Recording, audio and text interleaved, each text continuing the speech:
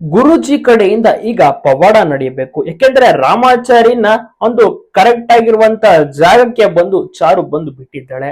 ಇನ್ನೇನಿದ್ರು ಗುರುಜಿ ಅವರು ಅದನ್ನ ನೋಡ್ಕೋಬೇಕು. ಗುರುಜಿ ಅವರ ಒಂದು ಕೈಗೆ ಹಸ್ತಾಂತರ ಮಾಡಾಗಿದೆ ಈಗ ಚಾರು. ಇನ್ನೇನಿದ್ರು ಚಾರುಗೆ ಒಂದು ಭಯ, ಒಂದು ದೇವರ ಮೊರೆ ಹೋಗ್ಬೇಕಾಗಿದೆ. ರಾಮಾಚಾರಿಗೆ ಆದಷ್ಟು ಬೇಗ ಪ್ರಜ್ಞೆ ಬರಲಿ, ಒಂದು ಕೋಮಗೆ ಹೋಗಿದ್ದಾನೆ ಅಂತ ಡಾಕ್ಟರ್ ತಿಳಿಸಿದ್ರು. ಜೊತೆಗೆ ಇದೊಂದು ಮಿರಾಕಲ್ ಆಗ್ಬೇಕಿದೆ, ಪವಾಡ ನಡಿಬೇಕು. ಹೀಗಾಗಿ ದೇವರ ಮೊರೆನ ಹೋಗಿದ್ದಾಳೆ ಚಾರು. ದೇವರ ಪ್ರಾರ್ಥನೆಯನ್ನ ಮಾಡುತ್ತಾ ದೇವರಿಗೆ ಮಂತ್ರವನ್ನ ಹೇಳುತ್ತಾ ಸ್ಮರಿಸುತ್ತಿದ್ದಾಳೆ. ಗುರುಜಿ ಕೂಡ ಒಂದು ಆಶ್ರಮದಲ್ಲಿ ದೇವರ ಮಂತ್ರವನ್ನು ಹೇಳ್ಕೊಡ್ತಾ ಇದ್ದಾರೆ, ಪಠಿಸುತ್ತಿದ್ದಾರೆ. ಅದೇ ರೀತಿ ಚಾರು ಕೂಡ ದೇವರಿಗೆ ಕೈ ಮುಕ್ಕೊಂಡು ದೇವರ ನಾಮ ಪಠಿಸುತ್ತಿದ್ದಾಳೆ. ನೋಡ್ಬೇಕಿದೆ, ರಾಮಾಚಾರ್ಯನ ಅಲ್ಲಿ ಮಲಗಿಸಿದ್ದಾರೆ. ಆ ಕಡೆ ಈ ಕಡೆ ಶಿಷ್ಯಂದ್ರು ಅಂದ್ರೆ ಗುರುಜಿಯ ಶಿಷ್ಯಂದ್ರು ಟ್ರೀಟ್ಮೆಂಟ್ ಅನ್ನು ಕೂಡ ಆರಂಭಿಸಿದ್ದಾರೆ. ನೋಡೋಣ ಯಾವ ರೀತಿ ಅದ್ಭುತವಾಗಿ ಇವು ಕೂಡ ರಾಮಾಚಾರಿ ಕಂಡುಬಿಡ್ತಾರೆ, ಎದ್ದು ನಿಂತ್ಕೋತಾರ, ಗುರೂಜಿಯ ಒಂದು ಪವಾಡ ನೆರವೇರುತ್ತಾ ಯಾವ ರೀತಿ ರಾಮಾಚಾರ್ಯ ಬದುಕುಳಿಯುತ್ತಾರೆ ಅಂತಾನೆ ಕಾಯ್ತಿದ್ದಾರೆ ಅಭಿಮಾನಿಗಳು. ಸೊ ನಿಮ್ಗೇನ್ ಅನ್ಸುತ್ತೆ? ರಾಮಾಚಾರ್ಯ ಬದುಕುಳಿಬೇಕಾ? ರಾಮಾಚಾರಿ ಎದಳ್ಬೇಕಾ?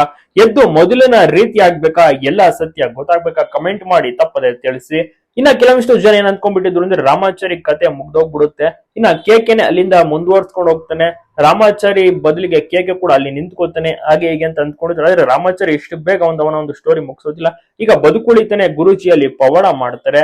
ಸೊ ಆ ರೀತಿಯ ಒಂದು ಟ್ವಿಸ್ಟ್ ಬಂದೇ ಬರುತ್ತೆ. ಇನ್ನೇನು ಸ್ವಲ್ಪ ದಿವಸಗಳು ಕೂಡ ಕಾಯಬೇಕು ಅಷ್ಟೇ. ನಿಮ್ಗೆ ಅನಿಸ್ತದೆ ತಪ್ಪದೆ ಕಮೆಂಟ್ ಮಾಡಿ ತಿಳಿಸಿ. ಎಲ್ಲ ಕಡೆ ವಿಡಿಯೋನ ಶೇರ್ ಮಾಡೋದನ್ನ ಮರಿಬಿಡ್ತಾನೆ. ಒಳ್ಳೊಳ್ಳೆ ಟ್ವಿಸ್ಟ್ ಗಳು ಬರ್ತಾ ಇದೆ.